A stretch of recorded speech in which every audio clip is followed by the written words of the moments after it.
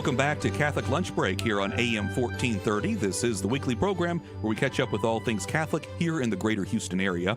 This is Wyatt Goolsby, the executive director of this radio station, KSHJ. We love to talk all about the big feast days on this program. And of course, we are blessed as Catholics to have a vibrant liturgical calendar. And if you follow that calendar in a prayerful way, it can help you on your journey to heaven. So join us on the program to talk more about that is Steffani Aquila. Steffani is the founder of His Girl Sunday, an online space inspiring Catholic culture and liturgical living in the home and the parish. She's also the author of a book called Festive Faith, and she's a national Catholic speaker. Steffani, thanks so much. Welcome back to KSHJ Studio. We appreciate your being here. Thanks for having me. I love being with GRN. You got a relatively new job here last few weeks. You've been working now in communications at Holy Rosary Catholic Church in Midtown. How exciting is that? What a beautiful church.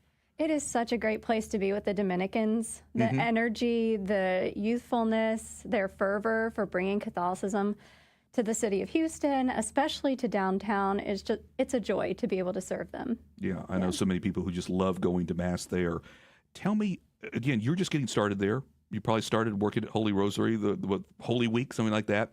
And then we have this huge thing that happens here in the church, which is the election of a new pope, Pope Leo. And so you were telling me how they're kind of working you in. You're still trying to find a permanent office here. But so you're working, and all of a sudden we got all this stuff goes down. Tell me what happened, what was going on Thursday for you?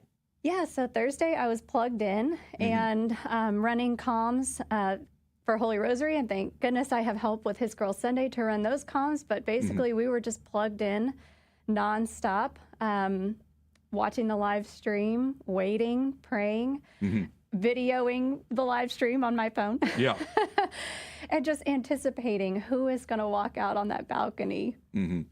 And right away, you were getting messages out. I follow Holy Rosary on Facebook, and I saw that you guys, I think you took the video just walking on that campus and hearing the bells ring as well. Yep. So I saw white smoke immediately. One of my friends texted me and said, "Look at that baby bird on the roof," because of course everyone is watching the seagulls, right? Of course. And so I switched to my live stream feed, and there's white smoke right then. It was amazing. And so I immediately text the Holy Rosary group. I'd like, white smoke. Father Thomas Moore Barba's like on the bells. And so I flew outside, and it was amazing to see the Holy Rosary staff outside, people who were actually walking into daily Mass, were hearing the bells toll, and everyone is screaming and shouting and waving their hands in the air. We're just, on the clock now, that 1 hour of waiting, like, who is it? Yeah. So it was very exciting. It was a great time to be Catholic. Yeah, so amazing to hear that aspect of it, because many of us were in offices, watching the TV. Not all of us were necessarily at a church to hear the church bells like you were, and to be able to gather like that at a church, that's amazing. So tell me a little bit more about His Girl Sunday. For people who don't know, Steffani, what exactly is that? His Girl Sunday started as an outlet for me to share the way that my family loves the seasons and lives the seasons. When I first started sharing, and my husband and I got married, and we wanted to delve in a little bit deeper, I looked online and I couldn't find anything that fit my life. It was all geared towards little kids activities and crafts. And I thought, okay, this is not the way that my family gave living the seasons to me. It was very cultural, it was very communal and natural, and just a part of the way we live life as Catholics. It wasn't so much a curated activity.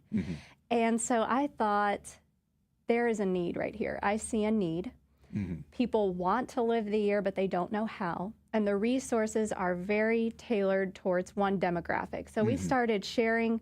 It became more of a ministry, and then we opened an online shop, and then the book came. So God has kind of provided me with an avenue to share how we can really rebuild culture for Catholics to be really in tune with the world again.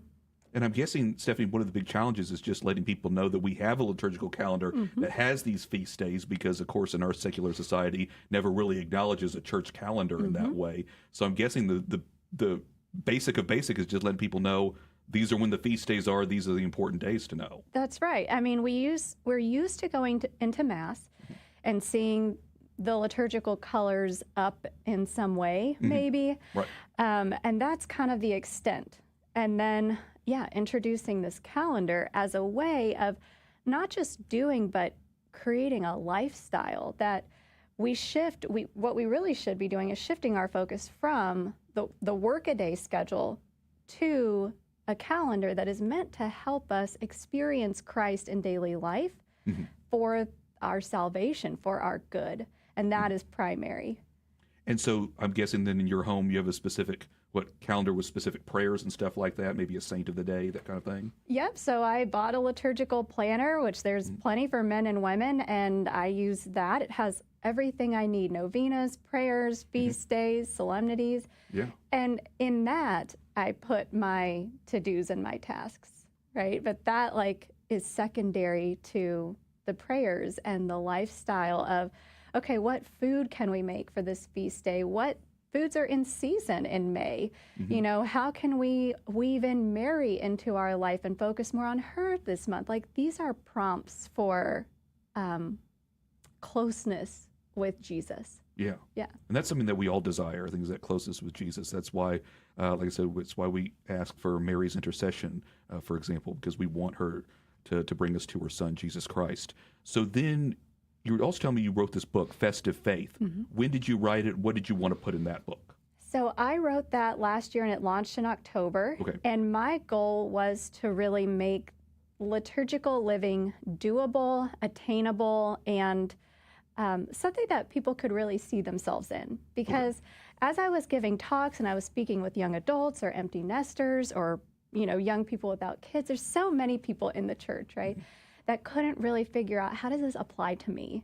And I thought, we've missed the point if we can't see ourselves in the year, because we live in time. So if we don't know how to make time holy and sacred, then we've missed the mark. So Festive Faith takes the highlights of each season and breaks it down and says, okay, this is the tradition, this is the most popular tradition, this is where it comes from, and this is how you can do it. And a step further is, this is how we can do this in our parishes. I think parish life needs to be focused on the liturgical year, because that's the year of grace, right? This is the year of grace. And as a parish, we can prompt each other into community in that way. So we also, in each section gave parish support too. Yeah. You're going to be talking a little bit about this during an upcoming talk on May 22nd. You're going to be talking with young people for a Cafe Catholica Light. And this is going to be at St. Simon and Jude in the Woodlands. Again, this is going to be the evening of May 22nd. And you're going to be talking about seasons of grace, embracing the liturgical year in daily life. So what, Steffani, when you talk to young people, the empty nesters, all of those that you're talking about, what are just some of the basic pieces of advice that you give? Well, how can we practically reorient our lives, right? Like you're saying, some of these fundamentals we're very used to, and we're very much told that we need to be producing, right? Especially as young adults, that I would imagine are attending Cafe Catholica Light. The world kind of looks at us and says, what have you done for me lately? And so what are you achieving? And the liturgical year is not about achieving. It is about being and dwelling in the seasons, right? So we give practical tips on how we can do that, how we can plan, how we can find things that mean something to us personally, which may be different for you than for me. And then kind of giving some tips on okay, what are prayers? What are traditions? What are foods? These kind of lifestyle elements that we can begin trying. Yeah. There's definitely so much Catholic culture that we can learn about that, say, is often lost in our secular culture, but it's there. Like I said, the information is out there, and you're trying to work to put it out as well. So then, again, as you talk to young people about this, I imagine one of the responses that you get from them is, well, I just don't have time. I'm busy, I'm working, I'm doing this. And you were talking about how you said making time holy. How do you do that, Steffani, when it feels, the natural inclination in this day and age is to feel like, I'm just overwhelmed? I think it's important that we remember why we're here. And for me, this is an interior shift before it becomes an external shift. That interiorly, I recognize and I accept that my primary goal is heaven. My primary goal is not to make money. It's not to be somebody. It's to know Jesus and live with Jesus and to be with him in the end. all of those things are second. And so it's really kind of about allowing an interior shift in disposition of receiving an inheritance from God that is this church, that is the life of the world, that is the beauty of being in tune with people, right? Living with people and enjoying things with people.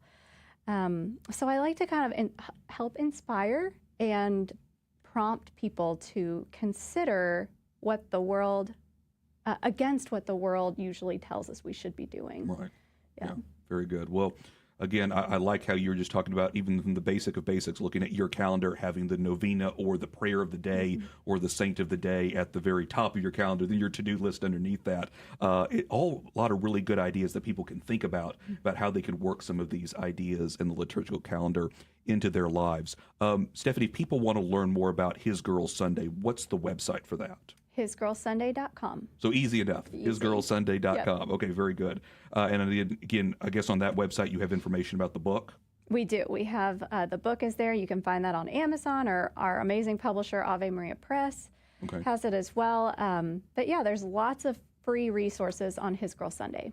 Very good. Okay, and again, one more reminder. Also, you'll be speaking. If you know young people, send them to Cafe Catholica Light at St. Simon and Jude Parish. On May 22nd that evening, you'll be speaking about Seasons of Grace. Again, Steffani Aquila, again, founder of His Girl Sunday, also communications at Holy Rosary Catholic Church in Midtown, Houston. We appreciate your time. Thanks so much for coming on. Thanks for having me.